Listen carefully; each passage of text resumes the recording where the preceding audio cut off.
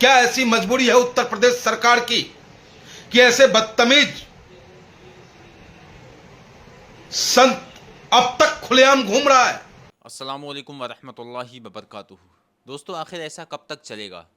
अभी रामगिरी ने नबी की शान में गुस्ताखी की, उसे अरेस्ट नहीं किया गया है, लेकिन उससे पहले ही जो यति नरसिंहानंद है, जिसे आप जानते ही होंगे, जो नबी की शान में भौंक रहा है, जिसे बिल्कुल खुली छूट मिली हुई है। अब से नहीं, ये कई बार नबी की शान में गुस्ताखी कर चुका है, लेकिन इस पर कोई भी FIR नहीं हो रही है।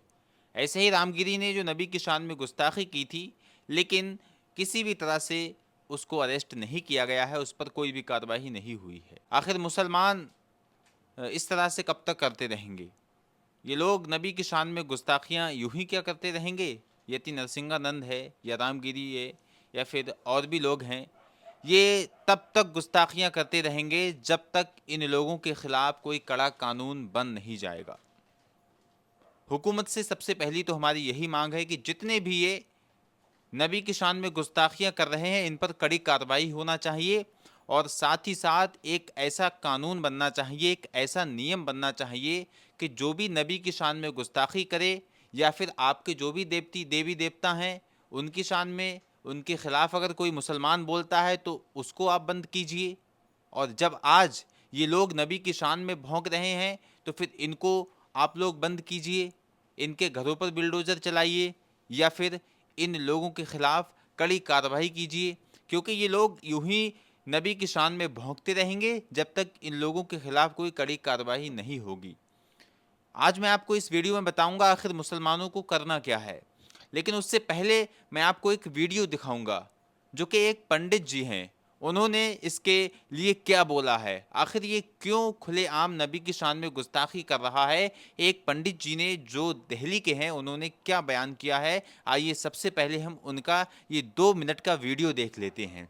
अगर इस वीडियो में आप आ ही गए हो तो इस वीडियो को पूरा देख लें, क्योंकि नबी की शान की बात है, नबी की शान में यूं ही गुस्ताखियाँ हो रही हैं, हम ये बर्दाश्त नहीं करेंगे। और मैं आपको बता दूं, ये जो नरसिंहानंद ने गुस्ताखियाँ की हैं वो मैं आपको यहाँ पर दिखा भी नहीं सकता वो वीडियो, क्योंकि जैसे ही मैंने वो वीडियो प्ले किया यकीनन मेरा कलेजा हिल गया, क्योंकि बहुत ही सख्त अल्फाज उसने इस्तेमाल किए हैं जो कि नाकाबिले बर्दाश्त हैं, और ये हम बिल्कुल बर्दाश्त नहीं करेंगे। इस तरह से हमारे नबी की शान में गुस्ताखियाँ होंगी। आइए सबसे पहले हम ये वीडियो देखते हैं, उसके बाद आगे चर्चा करते हैं।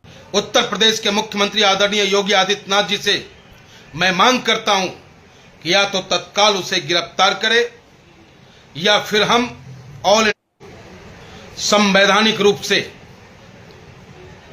प्रोटेस्ट करते रहेंगे। जब तक उसकी गिरफ्तारी नहीं होगी तब तक ऑल इंडिया मजलिस इत्तेहादुल मुस्लिमीन के तमाम कार्यकर्ता निरंतर संघर्ष करते रहेंगे। और पुनः एक बार अपील आप तमाम साथियों से कि शनिवार समय 10:30 बजे गाजियाबाद कलेक्ट्रेट पे आप तमाम साथी अपने साथियों के संग वहां पहुंचकर प्रशासन को जगाने का कार्य करें। अगर वही शब्द अगर हमने इस्तेमाल किया होता तो अब तक पुलिस हमारे खिलाफ मुकदमा तो दर्ज करता ही, हो सकता था बुलडोजर भी लेके आता और हमें जेल के सलाखों के पीछे रखने का कार्य करता। लेकिन ऐसी क्या बाध्यता है गाजियाबाद प्रशासन की, क्या ऐसी मजबूरी है उत्तर प्रदेश सरकार की कि ऐसे बदतमीज संत अब तक खुलेआम घूम रहा है? पर्सनल सुरक्षा गार्ड 15-15, 20-20 गार्ड लेकर के चलना, कमजोरों को धमकाना, उसके यानी कि इसकी पहचान है। नरसिंहानंद की पहचान आपको मैं बताऊं कि एक प्यासा अगर पानी भी पी ले वहां तो उसे पीटा जाता है। नरसिंहानंद ने कोई ऐसा कार्य नहीं किया है जिसकी वजह से गाजियाबाद के अच्छे और सच्चे लोग चुप बैठे हैं। उन्होंने कभी किसी गरीब के बच्चे को शिक्षा दिलाने के लिए कोई संघर्ष नहीं किया। उन्होंने कभी किसी गरीब को दवाई दिलाने के लिए संघर्ष नहीं किया, कहीं बिजली के लिए संघर्ष नहीं किया, कमजोरों की मदद के लिए संघर्ष नहीं किया।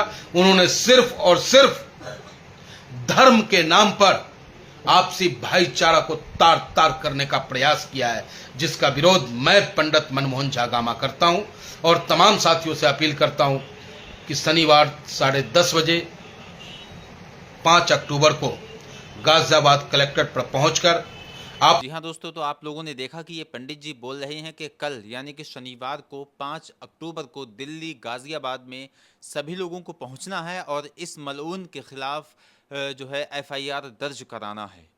हमें एक नहीं दो नहीं बल्कि हज़ारों एफआईआर दर्ज कराना है, क्योंकि अगर आज ये फाइलें नहीं खुली तो आने वाले वक्त में खुलेंगी और इन कुत्तों के लिए कोई ना कोई ज़रूर एफआईआर खोलेगा और उसके बाद इनके खिलाफ कार्रवाई होगी।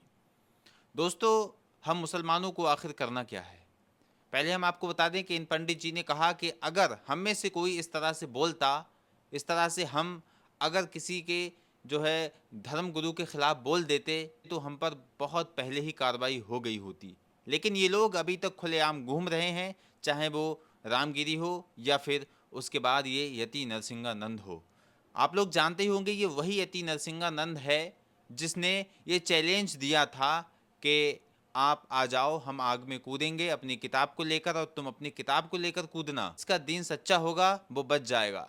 उसके बाद दोस्तों ये चैलेंज मुफ्ती सलमान नजरी साहब ने एक्सेप्ट किया था और कहा था कि ठीक है, तू भी अपनी किताब लेकर आ जा और मैं अपनी किताब कुरान लेकर आता हूँ और अल्हम्दुलिल्लाह यकीनी तौर पर हमारा दीन इस्लाम सच्चा है। मैं अपनी किताब लेकर कूदूंगा आग में और तू अपनी किताब लेकर आग में कूदना। उसके बाद देखते हैं कौन जलता है और कौन बच जाता है।